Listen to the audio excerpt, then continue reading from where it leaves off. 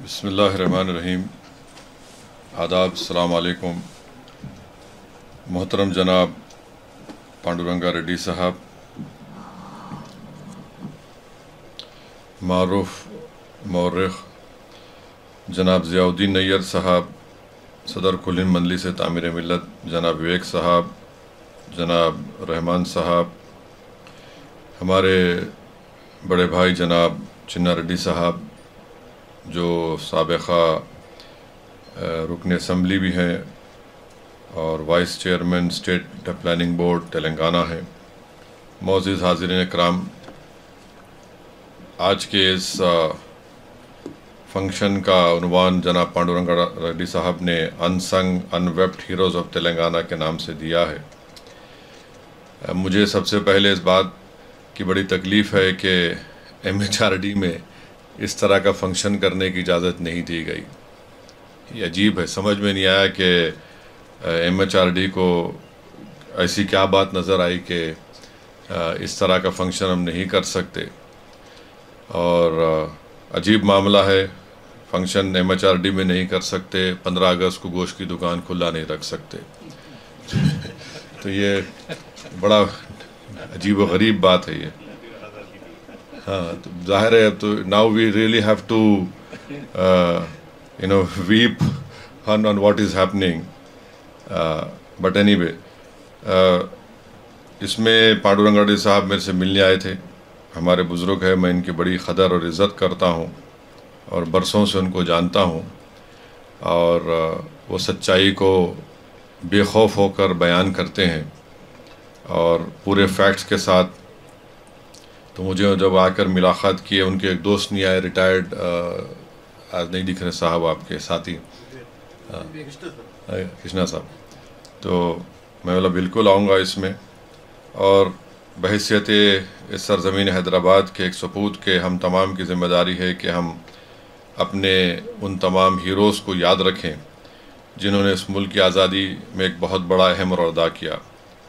और चिन्ना रेड्डी साहब ने जो बात कही है, मैं बल्कि आप और हम मिल के जाके CM से मिलेंगे। 5 करोड़ कोई बड़ी बात नहीं है हुकूमत के लिए, और वो पहले 1 करोड़ दे दे, काम शुरू कर देंगे और इंशाअल्लाह एक 6-8 महीने में वो काम मुकम्मल हो जाएगा। ये बहुत ज़रूरी है कि हम अपनी हिस्ट्री को बयान करें।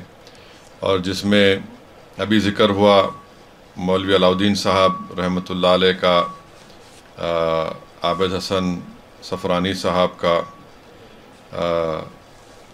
मोहतरमा तैयब जी साहिबा का, यूसुफ मेहर अली साहब का। तो मेरे अज़ीज़ दोस्तों और बुज़ुर्गों, मेरा मानना यह है कि जंग प्लासी 1757 में शुरू हुई, पहली जंग आज़ादी 1857 में, फिर नॉन कोऑपरेशन मूवमेंट 1920 में, फिर 42 में क्विट इंडिया मूवमेंट शुरू हुआ और फिर 47 में तो फाइनल। और हर जगह पे आप देखेंगे कि इसमें मुसलमान, हिंदू, ईसाई सब लोग आगे थे इस मुल्क को आज़ाद कराने के लिए। और ख़ास तौर से मैं आपको ये बताना चाहूँगा कि आप उन लोगों को पाएंगे जो काला पानी में थे 10 साल, मगर 6 मरतबा अंग्रेज़ों को लव लेटर लिखे कि मेरे को माफ़ कर दो। और जो साहब लिखे उनकी फ़ोटो प्राइम मिनिस्टर के ऑफिस में है। तो हम वज़ीर आज़म से रिक्वेस्ट करेंगे कि आप ज़रूर रखिए उनकी फ़ोटो, मगर हम उनसे भी ये गुजारिश करेंगे कि मौलवी अलाउद्दीन जो 30 साल काला पानी की जेल में थे, 30 इयर्स, मामूली बात नहीं है, 30 साल थे, आप उनकी भी फ़ोटो लगा के रखिए। तो ये इंसाफ का तकाज़ा भी है और इससे बेहतरीन मैसेज जाएगा अगर प्राइम मिनिस्टर अपने ऑफिस में मौलवी अलाउद्दीन की फ़ोटो को रखेंगे। मैं आपको उस मौलवी अलाउद्दीन के टॉपिक पे आने से पहले मैं आपको बताना चाहूँगा कि गवर्नमेंट ऑफ इंडिया की ख़ुद एक डिक्शनरी ऑफ मार्टियर्स है, जिसमें उन्होंने लिखा कि निज़ाम की हुकूमत में कौन लोग थे जो अंग्रेज़ों के ख़िलाफ़ अपनी जानों को दिए। उसमें एक हयात साहब है, हयात साहिब। ये कोप्पल डिस्ट्रिक्ट उस वक्त निज़ाम की रियासत में आता था। ये तो 1857 की जंग आज़ादी में इनको अंग्रेज़ों ने पकड़ा, कोर्ट मार्शल हुआ और तोप के साम में इनको रखकर उड़ा दिया गया था। कोप्पल उस वक्त रियासत हैदराबाद का हिस्सा था। जहांगीर खान रोहिला पठान हैं और पैगा के ख़ानदान से ताल्लुक़ रखने वाले हैं। सन 57 की जंग आज़ादी में हिस्सा लिया। ब्रिटिश रेसिडेंट कर्नल डेविडसन को 15 मार्च 1859 को मारने की कोशिश की। दीवान सालार जंग के जो सिपाही थे उनको ऑन द स्पॉट उनको गोली मारकर उनको ख़त्म कर दिए। मियाँ साहब खुर्द जो नारायण खेड़ मेदक डिस्ट्रिक्ट के हैं, वो रोहिला के ज़िम्मेदार थे। अंग्रेज़ों के ख़िलाफ़ सन 57 में हिस्सा लिया और वो रामजी गोंड के साथ थे, आदिलाबाद के रामजी गोंड के साथ थे और उनको मार दिया गया अप्रैल 9, 1860 को, जब वो गोंड के साथ मिलकर अंग्रेज़ों से लड़ रहे थे। एक पंचतन थे हैदराबाद के, अंग्रेज़ों की ब्रिटिश आर्मी में वो थे। बाद में वो इंडियन नेशनल आर्मी मलाया में उसको ज्वाइन किए। फिर बर्मा को नेताजी सुभाष चंद्र बोस के साथ गए और 1944 में म्यांमार में उन्होंने अंग्रेज़ों के ख़िलाफ़ लड़कर अपनी जान दे दी। तो पंचतन साहब का भी ताल्लुक़ हैदराबाद से। फिर आप आ जाइए शेख अली अरब, ये बसमत ताल्लुक़ जो परभनी में आता, वहाँ पर इन्होंने अंग्रेज़ों के ख़िलाफ़ जंग में हिस्सा लिया। अक्टूबर 1859 में इनको गिरफ़्तार किया गया और इनकी फांसी की सज़ा दी गई थी। ये इन लोगों का नाम कोई लेता नहीं है और बार बार हमको ये बताया जाता है कि बस एक मखसूस लोग थे जिन्होंने इस मुल्क को आज़ाद किया। तो हिस्ट्री को सिलेक्टिव तरीके से नहीं पढ़ाया जा सकता है। और ये मैं जो कुछ कोट कर रहा हूँ ये तो dictionary of martyrs government of India की किताब से है। फिर आप मौलाना अलाउद्दीन रहमतुल्लाह अलैह पे आ जाइए। चिनार रेड्डी साहब ने बड़ा डिटेल में कहा। चीदा खां जो औरंगाबाद से यहाँ लाया गया था उनको, और उनको छुड़ाने के लिए जब अफजल-उद-दौला 5th निज़ाम थे, उस वक्त मौलवी अलाउद्दीन ने, मक्का मस्जिद के इमाम थे, एक ज़बरदस्त खुतबा दिया उन्होंने और हज़ारों की तादाद में लोगों को लेकर ब्रिटिश रेजिडेंसी गए चीदा खान को छुड़ाने के लिए, और उनके साथ तुर्रेबाज खां भी थे। अब मैं ये पहले बोलना चाहूँगा कि ये कहाँ से मैं इन्फॉर्मेशन लाया हूँ। ये स्टेट आर्काइव्स में अवेलेबल है। जो कुछ मैं कह रहा हूँ ये स्टेट आर्काइव्स में अवेलेबल है और इसमें ये बताया गया कि स्टेट आर्काइव से बता रहा हूँ कि एक तो एक किताब है freedom struggle in Hyderabad volume 2 who is who in freedom struggle Andhra Pradesh. फिर एक volume 1 published by Hyderabad state committee and the Nizam British relations. इसमें नोटेड हिस्टोरियन सरोजनी रेगानी ने ये लिखा, मगर उसमें उनकी मौत की तारीख़ ज़रा अलग है। जो Andhra Pradesh state archives research institute में डॉक्यूमेंट है वो आप अगर पढ़ेंगे तो हमको अभी भी वो पढ़ने से रोंगटे खड़े हो जाते, जिसमें उस रिपोर्ट में लिखा कि मौलवी अलाउद्दीन को जब गिरफ़्तार किया गया तो उस वक्त क़ानून ये था कि 20 साल अगर कोई काला पानी में गुजारता तो उसको छोड़ देते थे, 20 ईयर्स। मगर मौलवी अलाउद्दीन को नहीं छोड़ा गया। क्यों नहीं छोड़ा गया? क्योंकि यहाँ पर ख़त लिखकर अंग्रेज़ भिजाते थे और सालार जंग 1 मदारुल महाम प्राइम मिनिस्टर का ओहदा था, उन्होंने उसको रिजेक्ट किया, बोले कि नहीं हम इसको कबूल नहीं करेंगे। फिर एक Mackenzie secretary of home department थे, वो मौलवी अलाउद्दीन से काला पानी में उनकी मुलाकात हुई तो वहाँ पर उनको बताया गया कि शख्स इतने सालों से यहाँ पर है।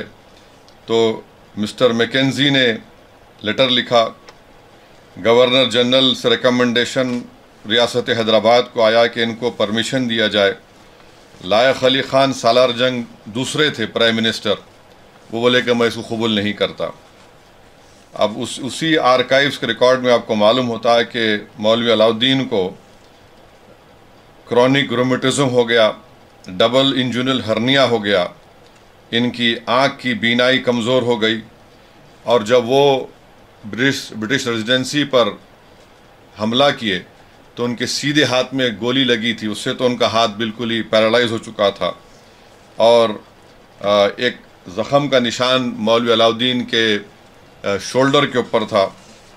और जितने डॉक्टर काला पानी में थे वो सब कह रहे थे कि इनको छोड़ना चाहिए ताकि ज़िंदगी के जितने उनके लम्हे हैं बाकी हैं वो आराम से गुजार लें, मगर यहाँ पर निज़ाम की हुकूमत ने उनको कबूल नहीं किया। तो रिकॉर्ड में लिखा गया कि मौलवी अलाउद्दीन काला पानी में वहाँ पर वो आटे की गिरनी चलाते थे, उसका आटा पीसते थे, और फिर वहाँ पर वो अंग्रेज़ ऑफिसरों को फ़ारसी और उर्दू सिखाते थे। और ये मौलवी अलाउद्दीन का ये कि 67 ईयर्स में शायद उनका इंतकाल हुआ। ये आर्काइव से ये डॉक्यूमेंट मेरे को दस्तयाब हुआ। अब आप तुर्रेबाज ख़ान के बारे में आप जानते हैं, अभी चिनार रेड्डी साहब ने कहा कि उनको गिरफ़्तार किया गया, उनकी लाश को लाकर लटकाया गया, और अभी भी हम हैदराबाद में बोलते तुम बड़े तुरम खां हैं क्या, तो वो तुरम खां तुर्रेबाज ख़ान से आता है। और ये हमारे बहादुर लोग हैं, और जो बेगम बाज़ार में अब जो मौजूदा वुमेंस कॉलेज में वहाँ पर इन्होंने हमला किया था। फिर एक जान मोहम्मद साहब हैं, ये सब मैं जान मोहम्मद साहब हैं, रोहिला के थे, तुर्रेबाज ख़ान के साथ थे, उनको भी गिरफ़्तार किया गया, फिर उनकी मौत हुई। एक सैयद अहमद साहब है जो मौलवी अलाउद्दीन के साथ थे, इन पर भी हमला हुआ, और फिर उनकी 17 जुलाई के दिन सन 57 में उनकी जान चली गई। सुरैया तैयब जी के बारे में बेहतरीन तरीक़े से कैप्टन पांडुरंग रेड्डी साहब ने कह दिया, मैं ज़्यादा नहीं कहना चाहूँगा। आबिद हसन सफ़रानी साहब के बारे में ये यानी इस शख्स के बारे में तो बड़ा अफसोस होता है कि यानी कोई हुकूमत इसका नाम भी नहीं लेती, एक लफ्ज़ नहीं देते। भाई अगर पहला इंडियन जो था जो सबमरीन में गया नेताजी सुभाष चंद्र बोस के साथ आबिद हसन सफ़रानी थे। और मैं एक किताब लाया हूँ, ये किताब है Abid Hasan सफ़रानी नेताजीज़ comrade in arms. इसको कंपाइल किया है इस्मत मेहदी और शहबाज सफ़रानी ने, ये इनके रिश्तेदार हैं। इस किताब में अगर आप पढ़ेंगे तो इस किताब में आबिद हसन सफ़रानी साहब का एक इंटरव्यू छपा था एक अखबार में, मेन स्ट्रीम जर्नल 26 जुलाई 1997 में, जिसमें आबिद हसन साहब ये बोलते हैं कि ये सबमरीन में जो हम गए 3 महीने सबमरीन में थे, जर्मनी से लेके प्रेजेंट मलेशिया तक, वर्ल्ड वॉर चल रही, मामूली बात नहीं है 3 महीने आप सबमरीन में रहना। और उसमें कैसा सबमरीन में क्या हालात थे। मदन गोपाल साहब सवाल किए कि you went to South Asia in the U boat, please tell me more about it. तो आबिद हसन साहब जवाब दे रहे कि we had romantic notions about the journey in a submarine. When we boarded we found that the U-boat had space enough for only one bed. For only one bed. It was a small room where the entire crew, the doctors and us all sat together. We sat up all 24 hours. We sat there motionless. There was no elbow room at all. We felt cramped. The moment we got up, we found ourselves in the way of somebody or other. It was like a solitary confinement. Even in jail, the living condition would be better. Such then was our life, and I felt concerned about Netaji's health. He had been losing weight. I asked the doctor, and he made Netaji take some exercise. As soon as we entered the submarine, we smelled diesel. It looked as if the blankets supplied to us had been soaked in diesel. And when we sat down to eat, we felt that there was diesel in our food also. In fact, we were so impregnated with the smell of diesel, which we would like not to eat. अब बताइए कि 3 महीने continuously आप समंदर पे हैं। और इसमें यह भी लिख रहे हैं कि नेताजी की तबीयत इतनी ख़राब हो गई कि वहाँ पर आबिद हसन साहब नेताजी के लिए सबमरीन में उनको चावल और दाल मिली तो खिचड़ी बना के खिलाते थे नेताजी को खिचड़ी बना के खिलाते थे। फिर आप ये इन लोगों की जो कुर्बानी है, और ये आबिद हसन साहब पहले कांग्रेस में थे, फिर उसके बाद साबरमती आश्रम में काम किए, उनकी माँ भिजाई उनको वहाँ पर, जेल को गए, फिर वो कांग्रेस से नाराज़ होकर जर्मनी पढ़ने चले गए। और जब नेताजी सुभाष चंद्र बोस से मिले तो उसमें नेताजी का नाम सुभाष चंद्र बोस नहीं था, एक इटालियन नाम से नेताजी जर्मनी में थे। तो किसी ने उनको कहा कि आप जर्मनी में पढ़ रहे हैं, आप आ जाइए, एक शख्स है इटालियन नेम के साथ, वो काफ़ी इंडिया का जिक्र करते, आप आके मिल लो। तो आबिद हसन साहब जब उनसे मिलने गए तो देख के बोले, ये तो सुभाष जी है। और पहली मुलाकात में सुभाष चंद्र बोस नेताजी ने उनसे कहा कि क्या तुम मेरा साथ दोगे? तो आबिद हसन साहब की किताब में लिखा, कहा मेरे को सोच के बोलने दीजिए। तो नेताजी नाराज़ होकर बोले कि भारत को ज़रूरत है इस वक्त और तुम सोच के बोलेंगे? आप सोचिए कि ये कोई इतना बड़ा डिसीजन नहीं लेता। मैं भी पढ़ने गया था, 4 साल 5 साल इंग्लैंड में था। अगर मैं सोच रहा था कि मेरे कोई बोले तो मैं तो बोला भाई ज़रा टाइम लगेगा, मगर आबिद हसन साहब इमीडिएटली बोले मैं आपके साथ हूँ। और फिर आबिद हसन साहब नेताजी की स्पीचेस का ट्रांसलेशन करते थे। तो एक इंटरेस्टिंग, सिंगापुर में तकरीर कर रहे थे नेताजी, तो नेताजी ने उनके स्पीच को हिंदुस्तानी ज़बान में ट्रांसलेट करते थे। एक बार नेताजी उन पर नाराज़ हो गए कि तुम प्रॉपर ट्रांसलेट नहीं किया उस वर्ड का। तो आबिद हसन साहब बोले कि मैं हिंदुस्तानी लैंग्वेज में कैसा ट्रांसलेट करूँगा इस वर्ड को, जो अंग्रेज़ी में उसको नेताजी ने कहा कि dialectical materialism, how will I translate it. आप आज भी कोई किसी, मैंने आपको तो एक तर्जुमाकार बेहतरीन होना चाहिए, डायलेक्टल मटेरियलिज्म का ट्रांसलेशन कहाँ से लाऊं मैं। और आबिद हसन साहब का काम ये था कि नेताजी सबमरीन में उनको इंडिया का एक प्लान नेताजी लिखते थे और आबिद साहब टाइप करते थे उसमें, और फिर सिंगापुर में भी लिखते थे तो ये इनके उसको टाइप भी करते थे। और फिर आबिद हसन साहब की माँ का भी जिक्र होना इसमें, आबिद मंजिल यहाँ पर है, तो उसमें फ़खरुल हाजिया उनका नाम था। तो जब गांधी ने कहा कि अंग्रेज़ों के कपड़े पहनना छोड़ दो, तो हैदराबाद में पहला घर था जिसने पूरे सब लोगों से उनकी फ़खरुल हाजिया, उनकी माँ ने कहा कि जितने अंग्रेज़ों के बने हुए कपड़े पूरे लेकर आओ। और कपड़े लाकर, जो अंग्रेज़ी में बोलते हैं ना बॉन फायर, वो कपड़े जमा करके एक अंग्रेज़ की बनी हुई लकड़ी, उसके ऊपर अंग्रेज़ की टोपी लगाकर जलाया गया था उसको।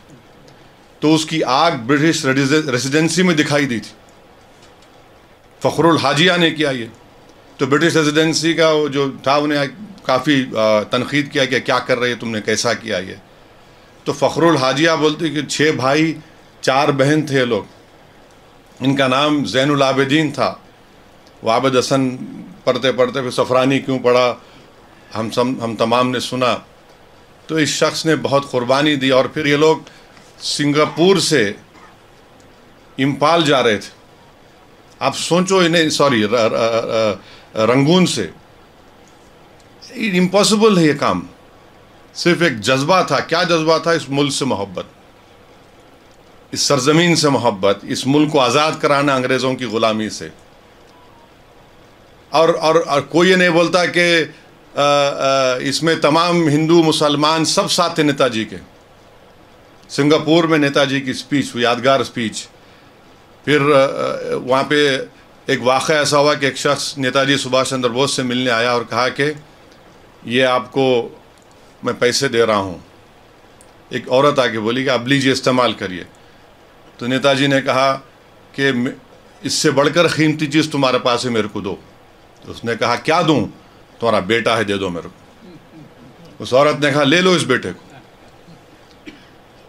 फिर नेताजी सुभाष चंद्र के पास एक ज़ईफ मियाँ बीवी आए, आकर कहा कि मेरे 10 भैंसें हैं, ले लो आप, 2 बेटे हैं, एक बेटा है, ले लो आप, ये मेरा बैंक का चेक बुक है, इसमें $500 43-44 के बाद, ये भी रख लो आप।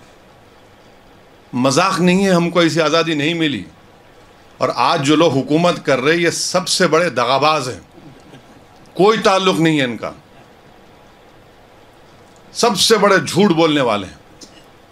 फिर वहाँ से रंगून से इम्पाल को आना कि माने अगर आप वो दास्तान पढ़ेंगे, माने कोई बीमार पड़ जा रहा, किसी को डिसेंट्रिया हो जा रहा, किसी को टीबी हो जा रहा, हिरोशिमा नागासाकी पे अमेरिका ने एटम बम डाल दिया, जंग ख़त्म हो गई, इनको बोल रहे भाई तुम विड्रॉ, बोले नहीं नहीं जाएंगे, हम जाएंगे। तो ये इन लोगों की जो कुर्बानी थी उसकी वजह से आज। अच्छा, फिर एक इंटरेस्टिंग इसमें वाक़या है कि नेताजी का जो वो आखिरी प्लेन का सफ़र है, आखिरी प्लेन का सफ़र है, तो उसमें नेताजी प्लेन में बैठ गए थे और उन्होंने नेताजी को पुकार कर कहा कि नेताजी आप एक चीज़ भूल गए। बोले क्या भूल गए? तो बोले ये आपका मेरे ख्याल से कुछ लाइटर था, भाग के जाके दिए, उनका कैमरा नहीं दे सके। अच्छा, नेताजी जब प्लेन गिरा, इस किताब में लिखा गया, उसमें सुभाष चंद्र बोस मुसलमान भी था। यानी आज जो हिस्ट्री है बाबर से शुरू करके बाबर पे ख़त्म कर दे रहे हमको। नहीं, क्या लेना देना हमको बाबर से, मुग़लों से? हिस्ट्री है, उससे हमको क्या करना है? और आप अंदाज़ा लगाइए कि इस किताब में मैं तो कहूँगा कि नौजवानों को ये किताब पढ़ना चाहिए कि नेताजी सुभाष चंद्र बोस ज़ख्मी थे जब प्लेन से निकाला गया एयर क्रैश के बाद।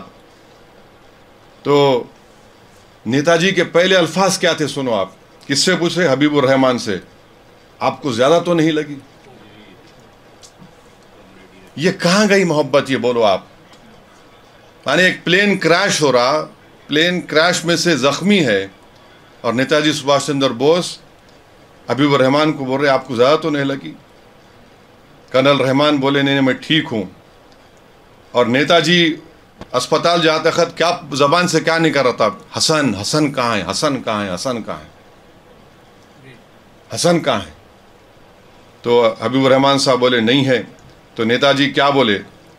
नेताजी उनको बोले जब अपने मुल्क वापस जाएं तो मुल्की भाइयों को बताना कि मैं आखिरी दम तक मुल्क की आज़ादी के लिए लड़ता रहा हूँ, ये जंग आज़ादी जारी रहेगी, हिंदुस्तान ज़रूर आज़ाद होगा, उसको कोई ग़ुलाम नहीं रख सकता। ये देखिए अब ये वैलर जी, ये जो इस धरती से मोहब्बत थी, अंग्रेज़ों से इस मुल्क को आज़ाद कराना था। और तो ये आबिद हसन सफ़रानी की जो दास्तान है, यानी एक लोग ये भी नहीं बोलते कि आबिद हसन सफ़रानी साहब बाद में वापस आए। 5 साल तक उनके घर वालों को नहीं मालूम था कि वो नेताजी के साथ है। वो ये समझ रहे कि जर्मनी में पढ़ रहा उन्हें, जर्मनी में पढ़ रहे। बाद में एक इंडियन नेशनल आर्मी का एक सिपाही सिंगापुर से छुट के आके बोला कि ये तो तुम्हारा बेटा तो नेताजी के साथ है।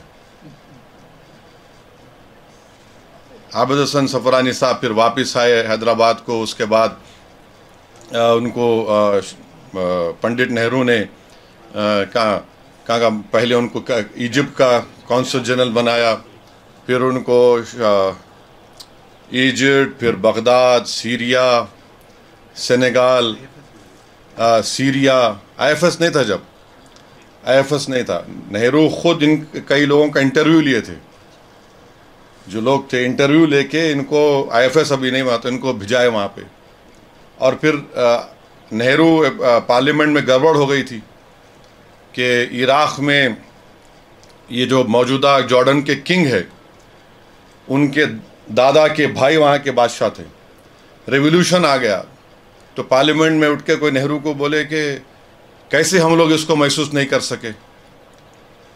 तो नेहरू उस वक्त खड़े होकर बोले कि नहीं, हमको मालूम था, आबिद हसन रिपोर्ट लिख के भिजाए थे कि ऐसा होने वाला है। ये देखिए, ये बात है। हमको ही नहीं मालूम बांग्लादेश में क्या हो रहा, हमारे को नहीं मालूम। वो माने फोरसाइट जो था हमारे लोगों का वहाँ पे स्टेशन है, मगर लिख के भिजाए नेहरू के देखो ये चेंज आ सकता है इराक़ में।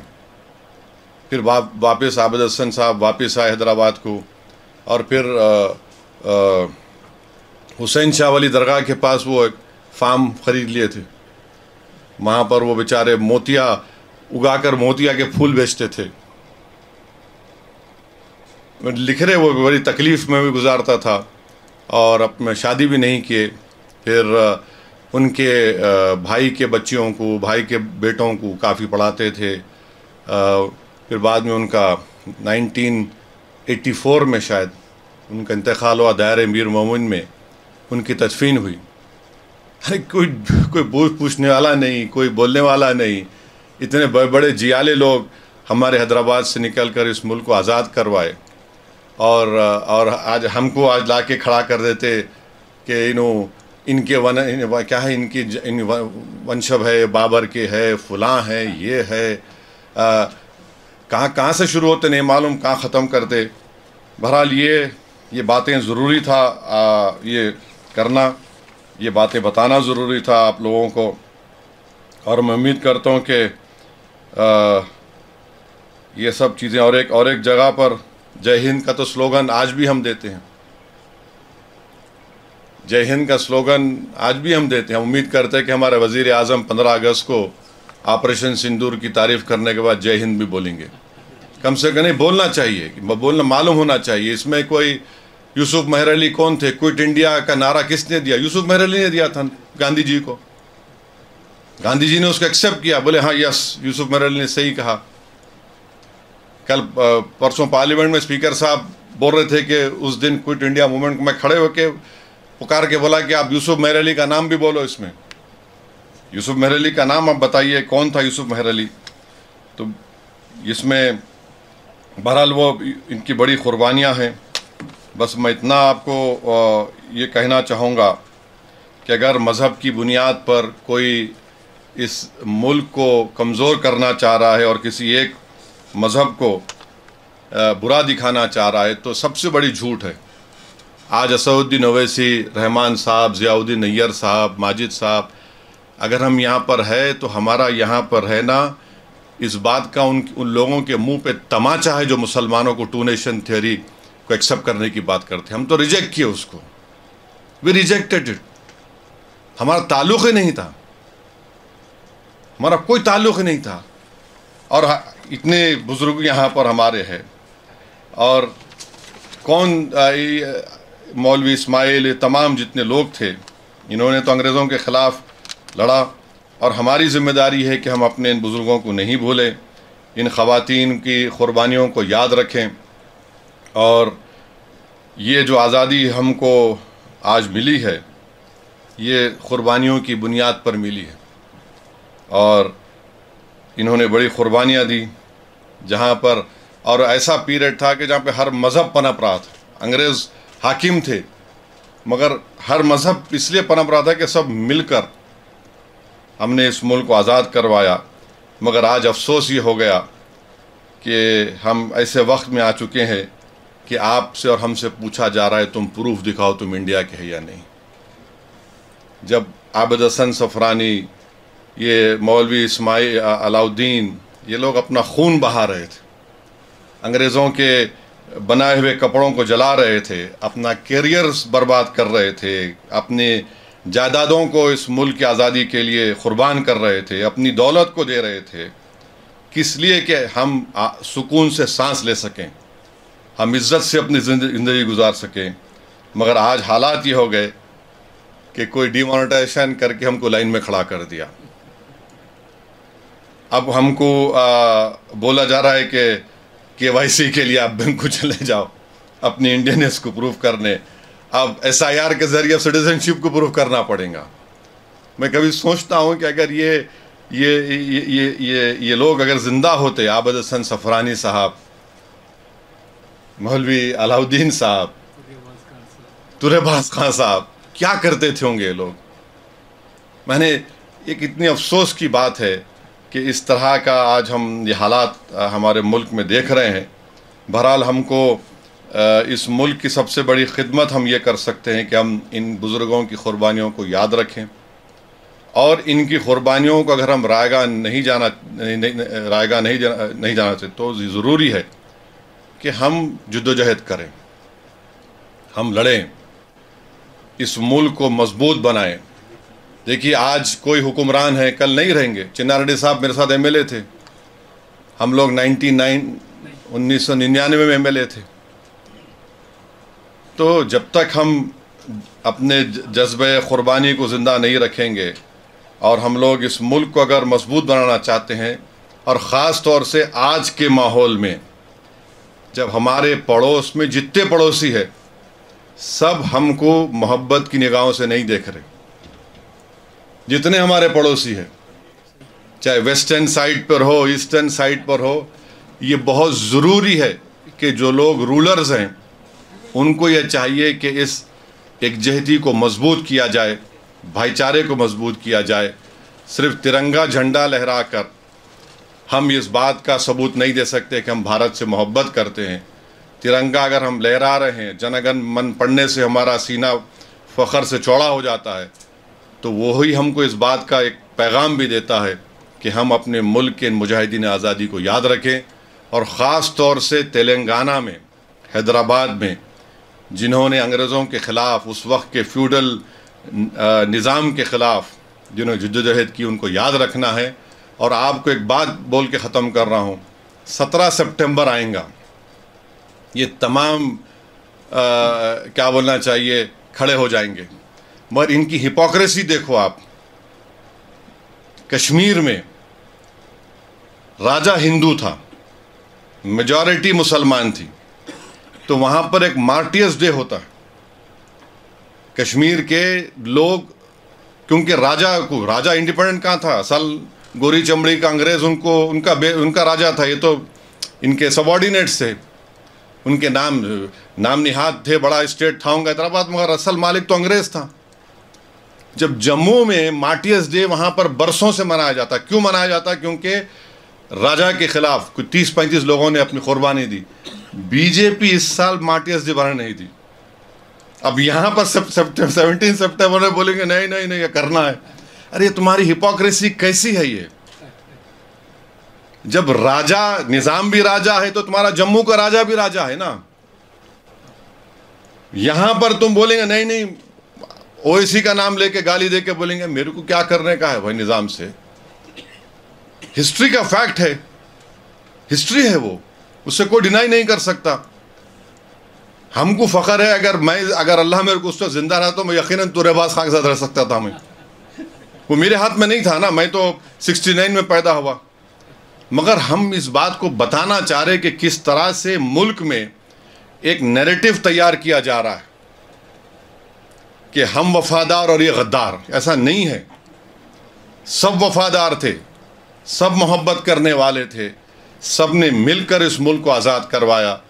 और ये बेहतरीन, अगर हमको उनको खराज अक़ीदत पेश करना है तो हम लोग अपनी भाईचारगी को मजबूत करें, भारत के संविधान को मजबूत करें। शुक्रिया साहब आपका बहुत बहुत, आप ये फंक्शन करें। Thank you very much.